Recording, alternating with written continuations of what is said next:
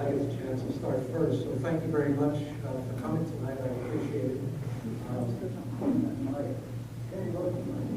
It's not? There it is. Okay. How's that? Is that better? My platform has been and will continue to be that I am a constitutional conservative. I believe that we need to get back to our Constitution. We need to get back to the precepts of what's in the Constitution, and we need to stand by it. And unfortunately, as we all see, too often we have a president and we have a Senate and a portion of the Congress that just refuses to recognize why we're here and what our purpose is. It's we the people, in order to ensure a perfect union. That's what we're supposed to be doing. And I find that it's unfortunate that we've got people who don't recognize it. And my background is business. I started a business in 1977 and I had it for 27 years. I sold it in 2003 and employed as many as 15 people. Not a lot of people, but 27 years is a long time to be in business. And I quite agree that the economy isn't fine. We find, just look around at the shopping centers and take a look at the businesses that have gone out, because people aren't spending their money. People they don't have disposable income. All too well, we know this. So we need to get small business back in order and do what's necessary and take the restrictions that are on businesses and take them off. And I find that if that were the case, more people would be hired, more businesses would be open, and our economy would be so much better. This business, I know police and fire and teachers are an important part, but just because we're going to hire more of them, what they have to spend is not going to be enough to raise our economy. Our economy comes strictly from businesses. Small business has been the mainstay of this country ever since we got started. So we need to do what is necessary and vote the way that gets people back to work. You know, one of the reasons we have our economy is down is because we've got millions of people that are out of work. That's millions of people that aren't paying income taxes. And millions of people who aren't buying any of the products that are manufactured. We need to get that back. And that's one of the bases for having our economy get back up. I find that all too often we talk about Medicare and Social Security. Social Security is just something that needs to be revamped. It needs to be reorganized. It wasn't healthy when it got started. And we need to stop paying off other things out of the Social Security fund. We've got, and money that was taken from the Social Security fund has never been returned. And that money needs to be returned. Medicare, you know, there was one thing I went through Obamacare, and I found that supplemental insurance, people who are on Medicare are not going to be able to buy supplemental insurance. Now, why would they put that in the bill? If Obamacare goes through, that's going to be a mandate. That's ridiculous. We can't have that. I would appreciate your vote August 28th. Patrick, Gabby, you've got my card and you've got my website. Go to it, take a look at it, and I would appreciate your vote. Thank you.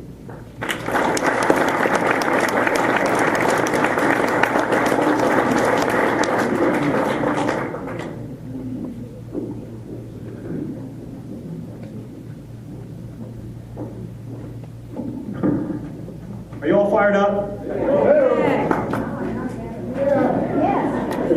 I see some grumpy faces out there. I know what's going on. We had a tough race last night. But you know what? That race was created It was designed, it was orchestrated, not by the people of this state, but by the Democrats on the Arizona Independent Redistricting Commission. They had that. They knew we were approaching this election. And they created these maps for one reason and one reason only. And that was to divide us. Here's the thing. Saddlebroke, they knew, is a hotbed of conservative activism. So what do? They snipped it off of what was CD8, and they added up to this giant district that goes all the way up to the Utah border. Why do you think they did that? They did that to protect Democrats in both districts. I'll tell you this, it's not going to work. We're going to fight back. This area is going to be crucial in this upcoming election. You know how I know it's important? This district is one of the most important races in the entire country. I guess he was removed, but there was a Democrat in the back named Will. He's my new buddy because he follows me around wherever I go with his camera. Every single place I go. Because they know they can't win on the issues, so they want to do what they did at Jesse Kelly. They want to take things out of context to use against them to win these elections. That's how they operate. But we're not going to allow them to do that. There's a lot of issues happening in this election right now. You're going to hear about it throughout this debate. You're going to hear about it throughout these months ahead. But I've got news for you. The biggest issue in this election is not spending. The biggest issue in this election, it's not taxation. The biggest issue in this election is the threat to the Constitution of the United States by Barack Obama, Nancy Pelosi, and Ann Kirkpatrick. That's what's facing us.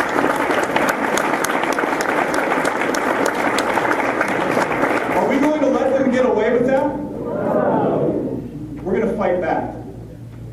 I want to leave you with this story. When I was 18 years old, long before I ever joined the Army, long before I ever got involved in politics, I was an exchange student to Germany. That was 1989. That was an important year in world history, because that year was the year that the Berlin Wall fell. I lived in a little village right on the border with East Germany. And as soon as the wall collapsed, they gave every single East German citizen 100 Deutschmarks as they came over the border. And they bought everything. These people had never seen the free market system before. And they grabbed everything they possibly could. They carried bags of chocolate, of toilet paper, of pineapples. And I had learned Russian at Sabino High School in Tucson, Arizona. And I saw in the middle of the square a Russian soldier. And I went up to him. I started talking to him. We had a conversation. He had come over when this wave came over. And I said, "You're going to have a big story to tell your family back home in Russia." And he said, "I'm not going home." He said, "I'm going to keep going west until I see the Pacific Ocean. And then I know I'll be free." Of course, then he'd be in California, but that's a whole other story. But the point was, he saw that the standard for freedom for his future was this nation. We are the standard for that future. We are that shining city on the hill, and there are forces in this nation right now that want to make us just like everybody else. They want to take us down that road. I'm running for office because I believe this is an exceptional nation, and its power is not based on our economic power. Its power is not based on our military power. Its power is based on the liberties guaranteed and codified in the Constitution of the United States. I'm Jonathan Paton. I'm running for Congress, and I'm asking for your vote. Thank you very much.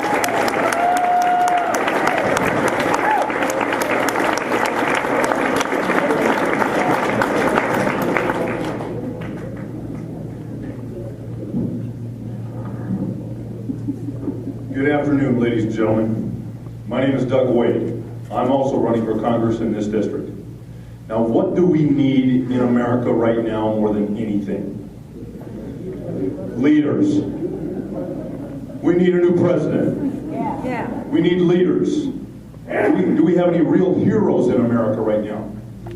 No, we don't. But right here in this audience, right here, everyone out here, you're the leaders. You're the heroes. The unsung heroes of America right now are the people that are waking up, understanding what's going on and what's going wrong in our political system, and coming out to events like this. So thank you. You should give yourselves a round of applause.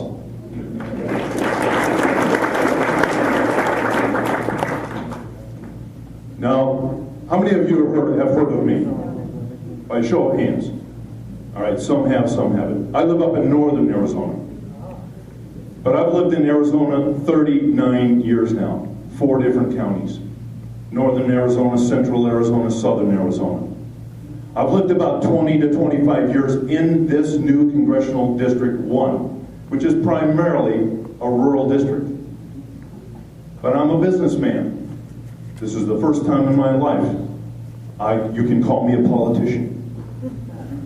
I announced in the end of January, when our current congressman that served this district decided to run for re-election in a different district, I made my announcement. Now this is something I've been preparing for a long time, by reading, by researching, by learning, by studying. What is wrong with America? Anybody? Obama. Perfect. But you know what? And I'm going to make a quick apology. This morning my wife packed me up, got me ready to go. She made me a protein drink because I've lost 20 pounds in this race already, staying fit and running. So she handed me a protein drink while she ran out the door to go to the club and get a workout, because we both need exercise to overcome the stress of what we're actually going through right now. Running, something I've never done before. But I grew up in Indiana. At 18 years of age, I graduated from high school in 1968. Remember that year? That was a year where the country was on fire. Riots across America, anti-war protests. Well, what happened 40 years later, 2008? Our economy collapsed. So we have an economy that's just crashed. I'm a private sector guy. I've worked 39 years in the private sector. What did Obama say the other day? Private sector is doing just fine. Are you kidding me? Forget Kenya. What planet does this guy come from? Now, I'd like all of you to go to my website, Wade for Congress 2012. Take a look at a video that I made the other day that says precisely that.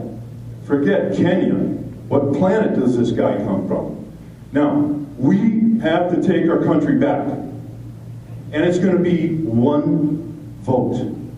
One district, one county, one town, one city, one state at a time.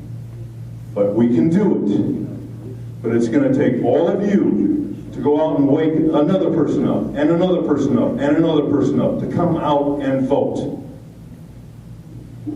At 18 years of age, when I graduated from high school, the Vietnam War was raging. I didn't run from the fight. I stepped up, and I enlisted to serve in the United States Army. A few years later, I was discharged honorably from the 10th Special Forces. I moved to Arizona after that, and I used the GI Bill to put myself through college. Then I've worked in Arizona in the corporate world, business world, and running businesses of my own.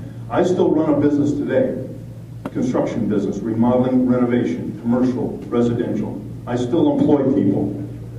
I understand what it means to balance a checkbook at home with my own family, to teach my daughters to do the same thing, to run a business and balance the checkbook, to help corporations run their businesses and balance the checkbook.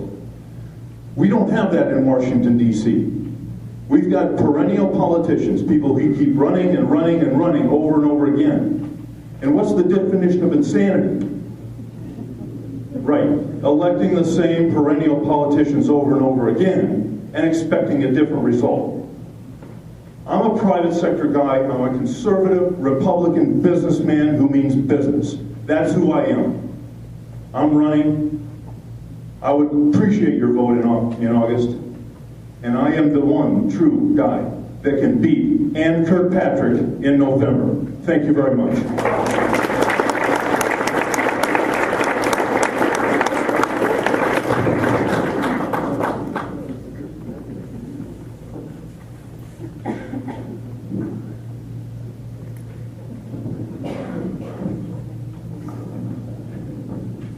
So we have 2 questions for the candidates. The first question will be, why is your election important to Saddlebrook residents? And the second is, why are you the best candidate? And we'll start the first question with Mr. Gaddy, and then move this way. We'll start the second question here.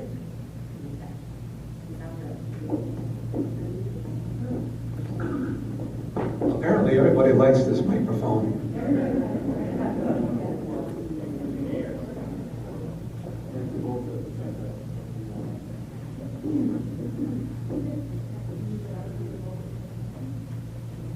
Yeah, for me, that's fine.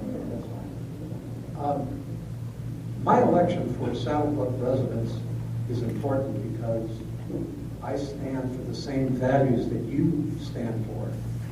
I stand for the Constitution. I stand for the abolishment of Obamacare. I stand for promoting businesses. I stand for what you want, what you need, and that is a better place and a return to the Constitution and a return to the way of life that we've enjoyed for years.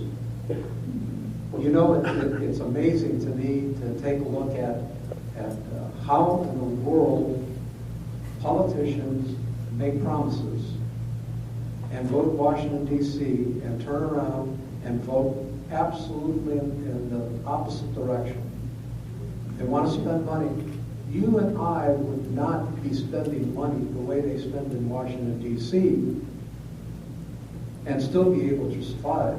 I don't know of anybody legally that has a printing press in their basement, but they continue to print money in Washington, D.C., and spend money that they don't have.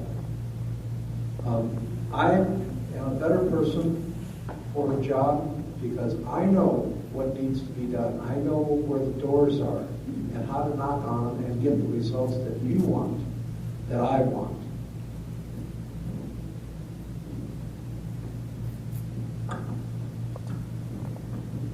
Saddlebrook, unfortunately, you got carved out in the redistricting. And you were put up in this new Congressional District 1, which goes all the way to the Four Corners, my Verde Valley, Sedona, and all the way up to the Grand Canyon and Page, Arizona. That's a huge district, and you're down here in the very southern tip of it. But Pinal County and this Oro Valley and Saddlebrook area, there are a lot of good conservative Republicans in this area. You're very, very important to this district in terms of winning it, because in the redistricting, they made it 30% Republican, 30% independent, and about 39% Democrat. This district is going to be won by the candidate that can best appeal to those independents. You understand what I'm saying? But you folks have to get out and vote. Now, I'll share with you why I'm the best candidate to beat Ann Kirkpatrick.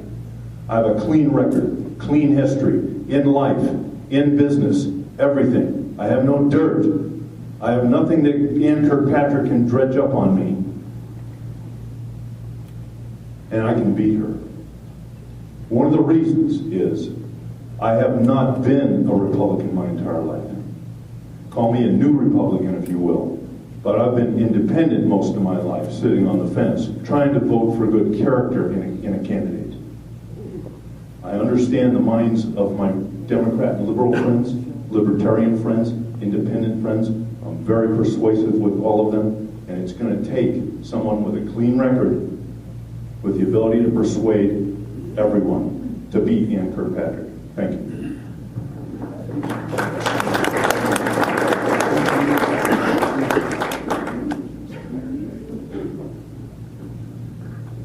Saddlebrook is in an important position in this entire race. When you look at what I just described earlier about what they've tried to do. What Doug just described, and I want to put a finer point on it, 45% of the general election is going to take place in Pima and Pinal counties, out of all the counties in this district. You think you're important? You're very important. You make up a huge component of the primary election. You're over 55% of the primary election is in Pima and Pinal counties. You're very important. And right now, you've got 3 districts in southern Arizona that are going to be represented in Congress. We just saw what happened last night. We know what's going on with Raul Grijalva. You need a conservative representing you in Congress. And the choice right now is going to be myself or an environmentalist from Flagstaff representing. That's really what it boils down to. And the question is why am I the best? I'll give you last night as an example. I just didn't hang out at home or worry about the campaign trail for last weekend. I was out there working with you to get Jesse Kelly elected in that election last night. My team was all out there. There were Paton's Army shirts all over this area. That isn't the first time I've been to Saddlebrooke. I grew up in southern Arizona, and I can tell you I've spent most of my life fighting for your interests. That's why people like Al Melvin are supporting me. That's why people that are representing you in the legislature are supporting me. Because as a state senator, I stood shoulder to shoulder with them on the most important issues of our day. When people in my own party were trying to raise taxes on you in this state, I said no. When people were trying to regulate you, I said no. I have that experience, I have the passion, and I have the ability to win. And that's why I'm running, and that's why I think I'm the best candidate. Thank you very much.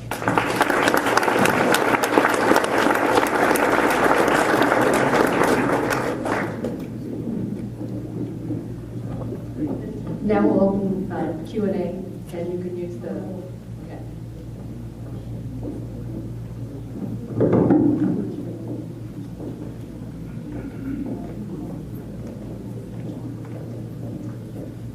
My name is Lanille Hudgens, and I am a resident and have been a resident in Saddlebrooke for almost 11 years. I am a Republican and very conservative. It is my understanding that when you go to Congress, if you do not vote the way the establishment wants you to vote, they will not give you money for your next campaign. I'd like to know how you're going to dance around that little problem.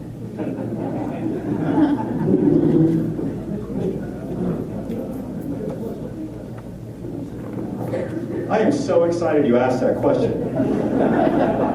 Because I've actually been there.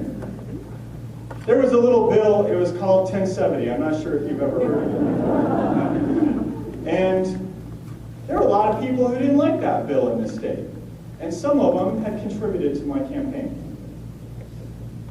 When that bill came up, I was the Senate Judiciary Chair, and they said, if you vote for that bill, if you allow that bill to be heard, I'll never contribute to your campaign, and I will never, ever, ever let you win another office as long as they have that ability.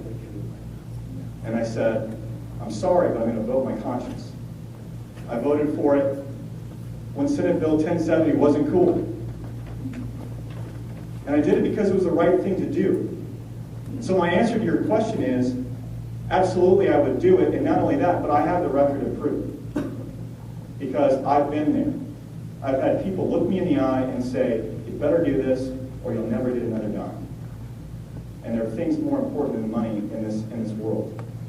And the values that I learned as a soldier, loyalty, duty, respect, selfless service, honor, integrity, and personal courage, those are my values, not the values that people want to disparage and destroy this Constitution. That's where I stand.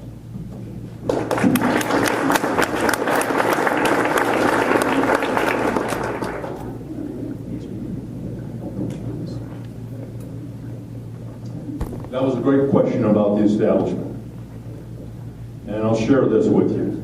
As we already know, oftentimes in these federal elections, whether it's a president, a senator, or a congressman, we don't always get the candidate we want. We get the candidate that the establishment of the parties choose for us. Isn't that true? Okay. Sometimes. Last time in this congressional election, I think there were 8 people in this race. Now it's down to maybe 2 or 3 of us. One of my opponents on this stage is an establishment type of candidate. I am not. In our party, I'm a precinct committeeman and captain in the Yavapai County Republican Party, trying to work within this party. But even within this party, it's a very divided party, is it not? Pretty divided right now in the state of Arizona. The establishment versus the people who really want change. Now when a congressman tries to, when someone like myself, a citizen, a working man, tries to step up to run, and I have gone and approached some of the establishment people, they made their decision to block me and offer me no money. I'm raising money the old-fashioned way from the regular folks. When you win and you become a congressman, your job is to go there to what? Be a politician? No. Represent the people, right? This is what they always forget. They go to Washington. I don't know what they drink there when they get there, but I think they step up to that government trough and they slop it right up.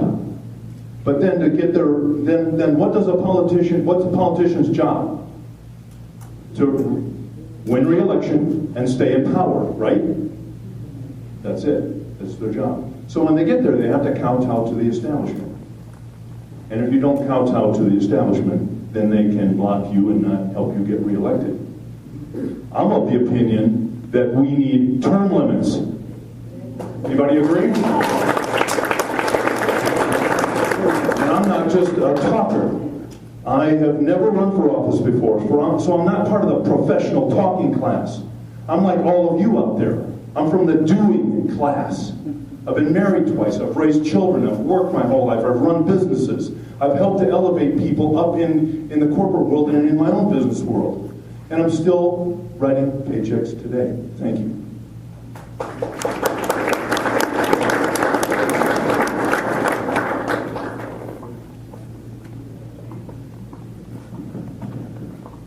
It seems that we've started a thing here, standing in front of the table instead of behind the table. That's what I like. You know, when somebody says you have to do something which is opposite to your gut feeling and what you are supposed to be representing, then you know that you're making a mistake. And with your choice is to take money instead of doing what you went there for, which was, as Doug has said, to represent the people, then you know that you're doing the wrong thing if you can't do what you're supposed to do. I am basically a fighter in the sense that I would not do what they want me to do just maybe because they want me to do it. I'm hard-headed that way, and if one of you were to call me up and say, this is what I need to have done, could you speak for me? And that's what our purpose is. Our purpose is to go to Washington, D.C. to speak for you guys. Because you folks are here, and we have elected to represent you. So we're supposed to be speaking for you, talking for you, representing you, no matter what kind of restrictions they're going to put on us. Now that's not fair to have somebody come up to you and say, you know, that's basically bribery. That's blackmail. And in any other case, they would go to jail. They'd be prosecuted. So it's not fair. I would oppose anybody that tried to put money in front of my face and say, if you don't vote this way, you're never going to get any place. Then I would come to you and I would let everybody know. I would go to the press. I would let them know that this is what's being forced on us. Because it's not right. That's not what we're there for. And I would be there to represent you. Thank you.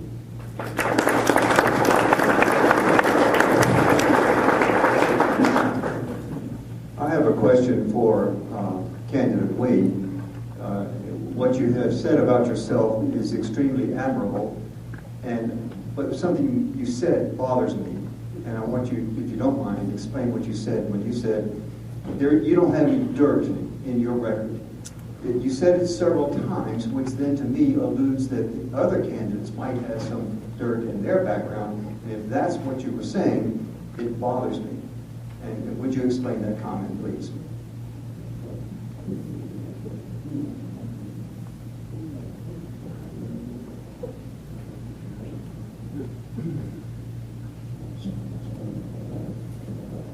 I'm new to this game, but I'm a pretty serious guy. People that know me know that I'm also a very good man. My mother raised me very well, and I still admire her greatly today. But politics is a dirty sport. It's a contact sport, what I've come to realize. Because I entered into this contest to run it as cleanly as I possibly can, with many people advising me that, oh, it's going to get dirty. And when it does get dirty, what will you do? Well, I'll stand with a backbone of steel like I have always done since I served the military. Now, we have the person with the most name recognition in this congressional race in this district is Ann Kirkpatrick. She's got more name recognition than any of the rest of us, other than my opponent right here, who's fairly well known right down here in the southern part of the state. He's not well known in the rest of the state, neither are the rest of us. But Ann Kirkpatrick started her campaign against my opponent already about his lobbying experience. So you've got some due diligence to do. I don't personally want to say negative things. There's the Reagan 11th commandment, remember? But I can tell you that one of my opponents has been sending surrogates after me at most of these events and coming straight after me, personal questions right at me. So this is not an easy sport. And it's going to take people with some experience and some courage to stand up to it. But I'm running against a perennial politician with very little experience in the private sector. And Ann Kirkpatrick started her negative campaign against him back in January, the very day he announced. So that's my answer to that question. Thank you.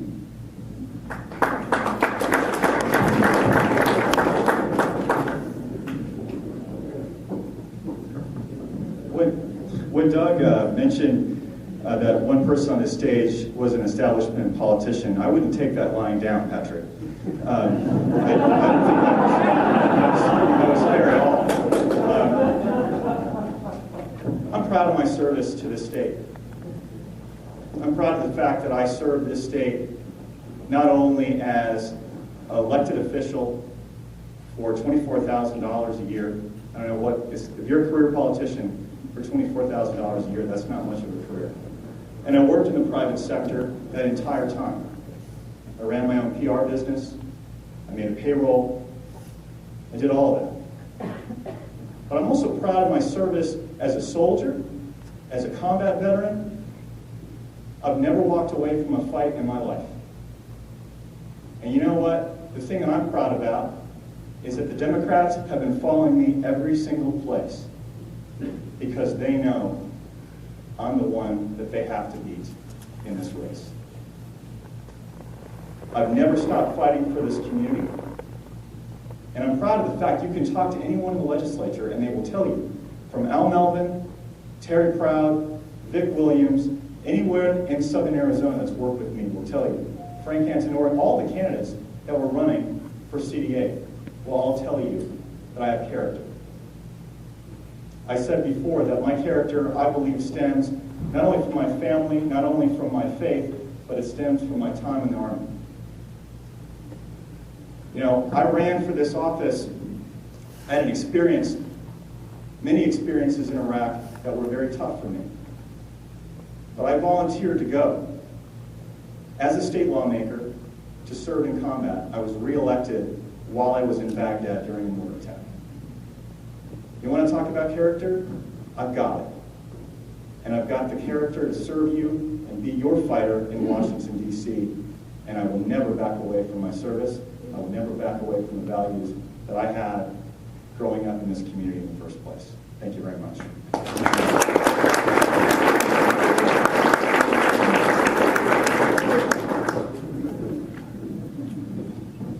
You're right.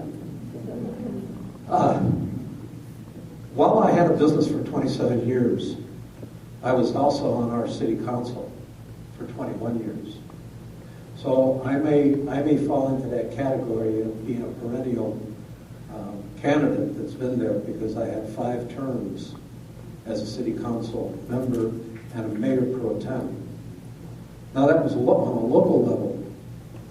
So I understand what it means. In fact, my telephone number, when you go to my website, the telephone number that's there is the telephone number that comes straight to my cell phone.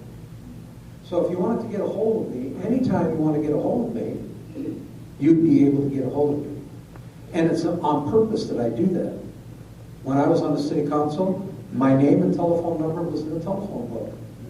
That was before they had cell phones. So, you know, that was one way to do it. But everybody knew. They knew where my business was. They knew where to find me. They came down to the store, had a cup of coffee, talk a little bit. So I know what it means to represent someone, a group of people. And that's why I said I would represent you in Washington, D.C., and you'd always be able to get a hold of me. Thank you.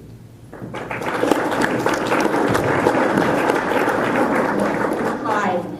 The first thing I'd like to know is, from each one of you, is what are the 3 specific, and when I say specific, I would like to hear specific things you are going to do to make the Obama administration and the federal government enforce the immigration and border laws that are at the federal level. And then leading into that, I would like to know what you're going to do to help find the people that are responsible for the Fast and Furious debacle and make them be held accountable at the federal level, not at the state level. The ones that are at the federal level, for example, Eric Holder. So whoever you want to go first.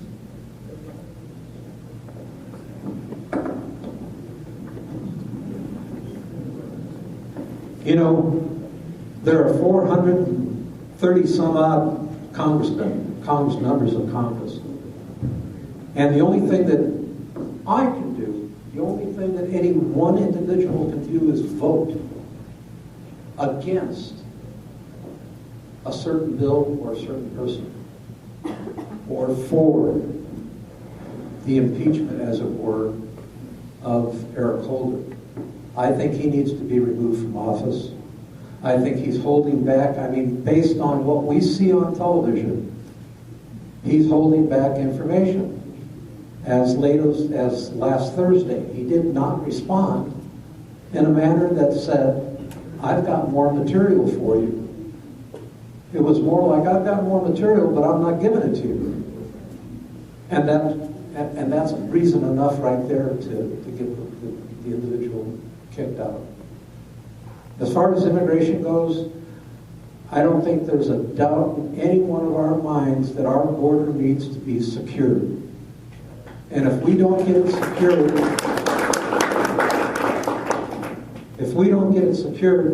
we're having all sorts of people come through, and it's not only Mexicans that are coming through. And it shouldn't, every time we talk about our border, well, do you realize that Mexico, the state, the country of Mexico, protects its southern border adamantly and prevents people from coming through their southern border? They're not doing it on the northern border.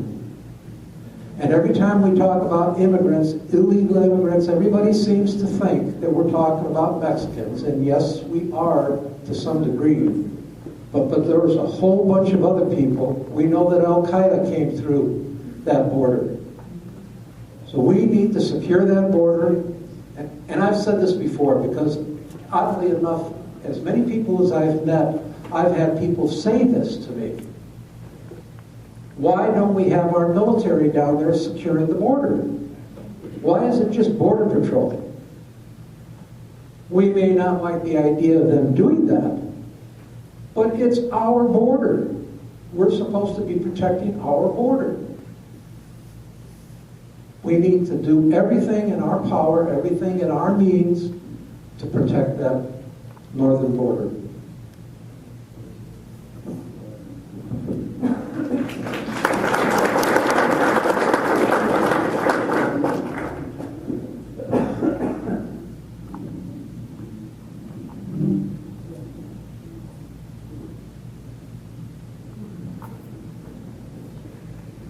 Two great questions. What do we do about our border and immigration? And secondly, fast and furious.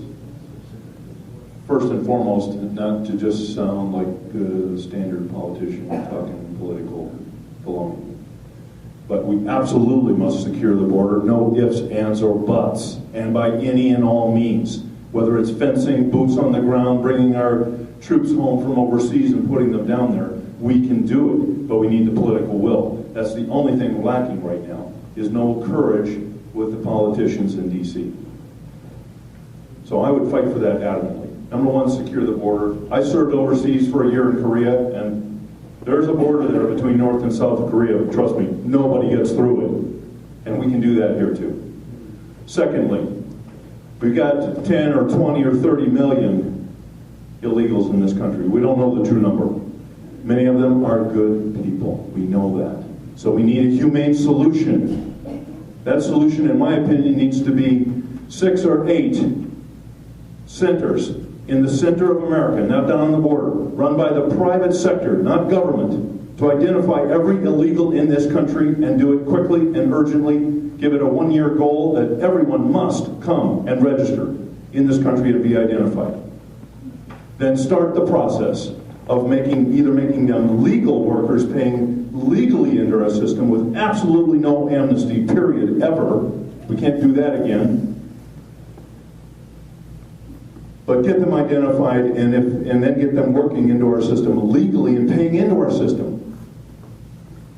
The third and most important thing about that immigration issue is cutting off the drugs that are poisoning this country and our young people. We need to cut that off and have it be done with. No more war on drugs. Let's end the influx of drugs. But the third most important thing is we need to deport the criminals. And we know there's a heck of a lot of them here. And we need to find out who they are, round them up, and get them out of the country. Now, Fast and Furious. Terrible scandal. But isn't it high time, after 9 congressional hearings now, bringing Eric Holder in front of congressmen and just questioning and questioning and questioning, there are people that should be convicted of crimes. How do we ever trust our government again if we don't track down the people that did criminal, wrongful acts and prosecute them? I don't care if they work for government or not. I mean, they crashed our economy 5 years ago. And what did they say in the news a day or two ago? We've lost about 40% of our net worth, right? In our real estate value, in our investments. And no one's gone to jail for it. So how do we ever trust government again if we don't start prosecuting some people? Thank you.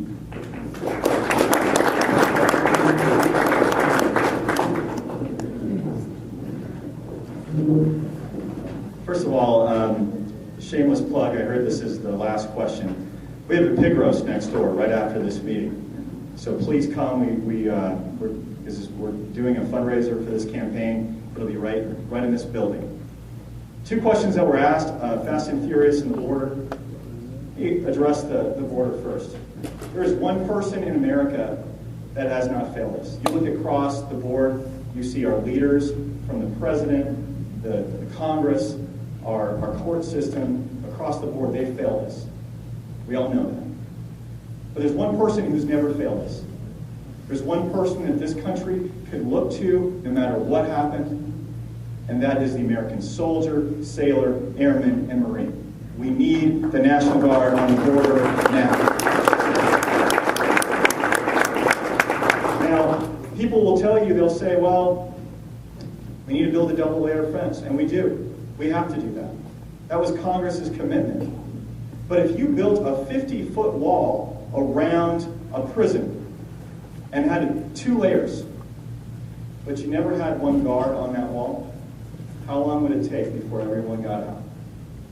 That's something the president could do tomorrow. That's something the president could do today. And I also believe that those soldiers need to have the rules of engagement to stop people from coming over in the first place. They shouldn't be paper pushers. They should be soldiers. Because a country that does not defend its own borders is not a country any longer. And the question about Fast and Furious goes to the essence of what the Constitution demands of members of Congress in the first place. So I will answer your question, but it is a much larger question than just that. Article 1, Section 8 sets out what the duties of a member of Congress are supposed to be. And the first among those, our forefathers said that we do not trust our liberty to a particular branch of government. We need one branch to be a check on the other. That means asking tough questions. Now, Ron Barber just got elected last night. Do you think that he is going to ask tough questions of this president, or is he going to be a rubber stamp? Do you think that he is going to be an effective check on the other branches of government, or will he be a rubber stamp?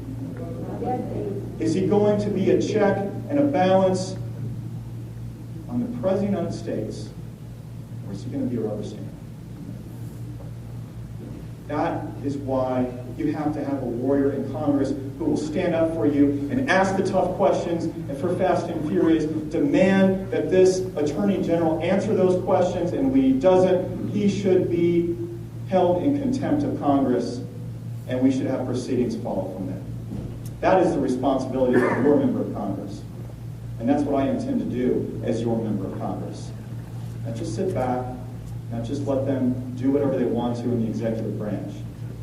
We've seen that too often, and not only have we seen it with the Democratic Party, we've seen it in our own party. We have to ask those tough questions, not only because of the Fast and Furious, but because of all the spending that we see in Washington, D.C. We need to ask those tough questions, and I will do that as your member of Congress.